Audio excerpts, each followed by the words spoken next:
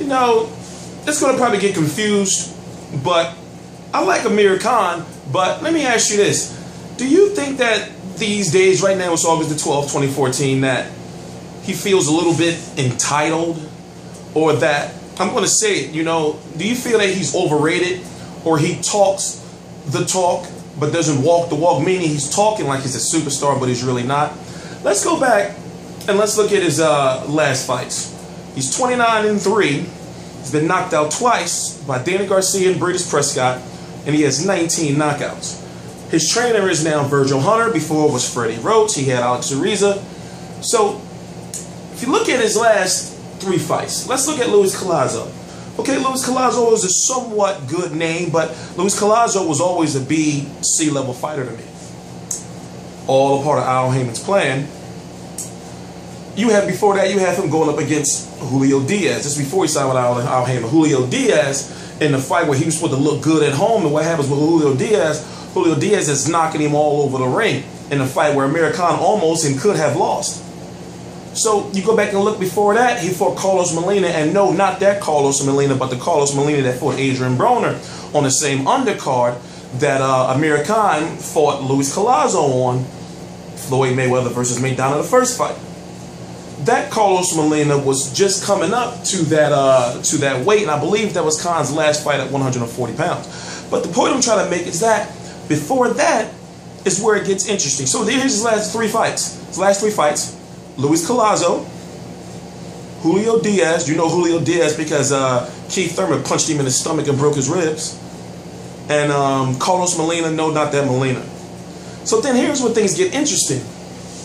Before that, you have a fight with none other than the Danny Swift Garcia.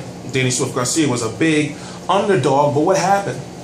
Danny Garcia showed once again, just like British Prescott, Marcos Maidana, and then, of course, Danny Garcia, is that you can rock Amir Khan and you can hurt him and put him in trouble. It's that, what did Danny Garcia do? Danny Garcia finished him off.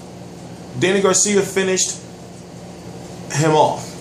So you got that unfinished business. So let's go back to his fights. So remember, you got Luis Collazo on his last fight on the Mayweather versus Maidana undercard. You got Julio Diaz was knocking him all around the ring. You got that small Carlos Molina, no, not that Molina. And then you got Danny Garcia knocking him out. Before that, you got the thing with Lamont Peterson. Well, Lamont Peterson was taking some type of steroid pellet therapy or something. You know, so you got 2 unfinished business fights right there. You can't really count the Lamont Peterson fight because you had that ref with that mohawk. But what you can look at and say and ask yourself, well, wait a minute. Where did these rumors come from of Amir Khan maybe fighting Jose Zito Lopez at the end of this year? And if you don't know, Amir Khan is the #1 contender for the 147-pound title.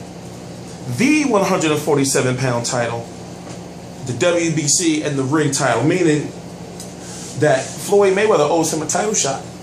How did he get up there from Luis Collazo, Julio Diaz, and Carlos Molina? You know, I don't know. They're losing to Danny Garcia and Lamont Peterson, I don't know.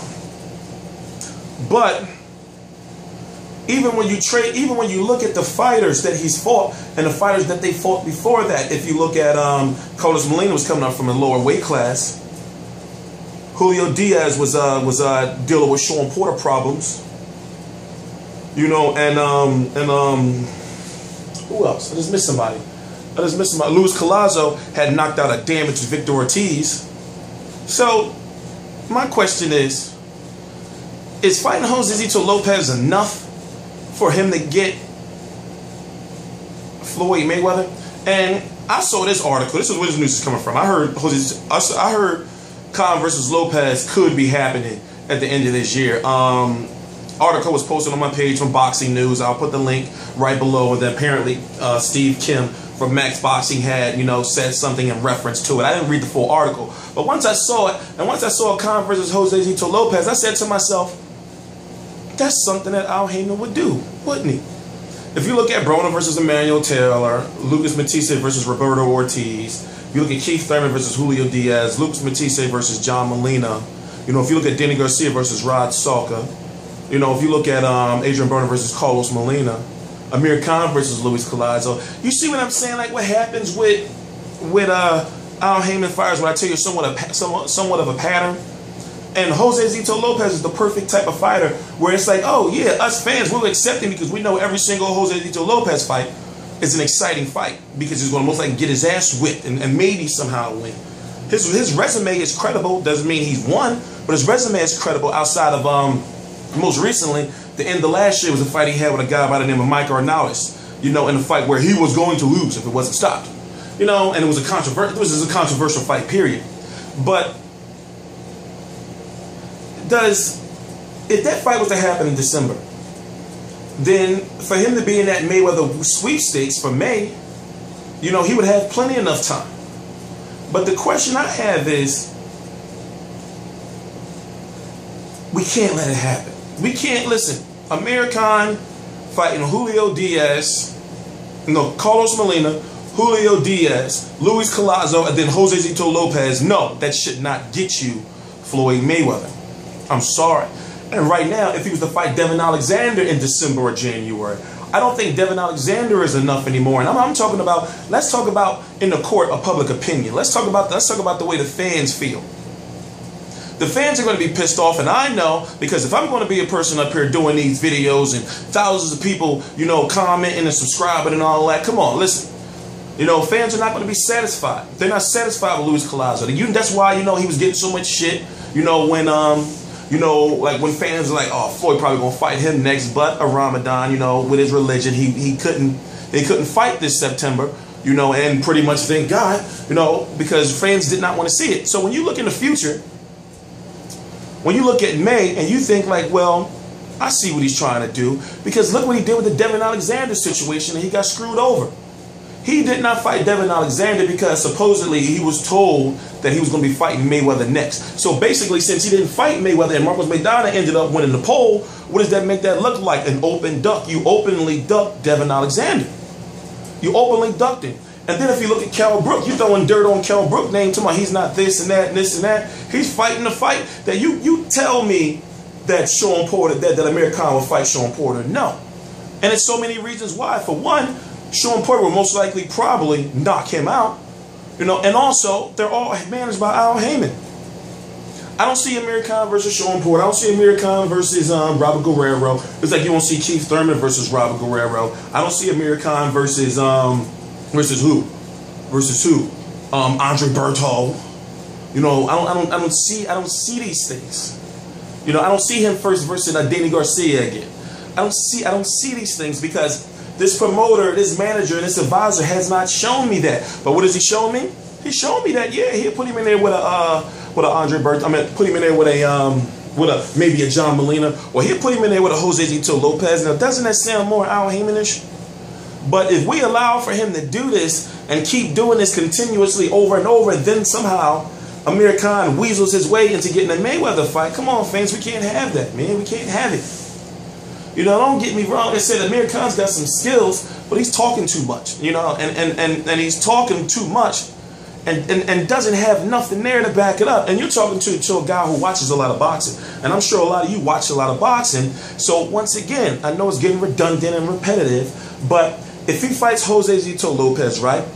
If he fights Jose Zito Lopez, beats him, then you'll have Lopez, you'll have Collazo, you will have Diaz, and then you will have Molina, a loss to Danny Garcia, and a steroid controversial loss to Lamont Peterson. Where has he earned the shot, even at a 147-pound title? You get what I'm saying? You know, but, you know, it is what it is. You know, it's most likely it's going to happen, and there's nothing we can do about it, but the guy wants the Mayweather fight badly, and he doesn't even want to take another fight. You know, he does not want to get hurt. You know, then they were talking about him and Manny Pacquiao, but come on, Bob Arum and Al Haymon are not talking. Simple as that. So it's no point. You know, I don't even like. Let me make sure my battery don't die. I don't even like entertaining it because it doesn't make any sense. You know, like, you know, when I first started hearing about the rumors of him and Pacquiao, I thought, okay, oh yeah, that'd be a good fight. But then I thought, well, wait a minute, is Al Haymon and Bob Arum getting along now? Because remember, the manager's got to sit down with the promoter, you know, and they got to start working out the deals and everything. No, I don't think it's happening. But I'm going to say, I'm T Street Controversy. This is T Street Controversy Live. For all your boxing news, there's a link right below. Real Combat Media. Yes, T Street is associated with a website.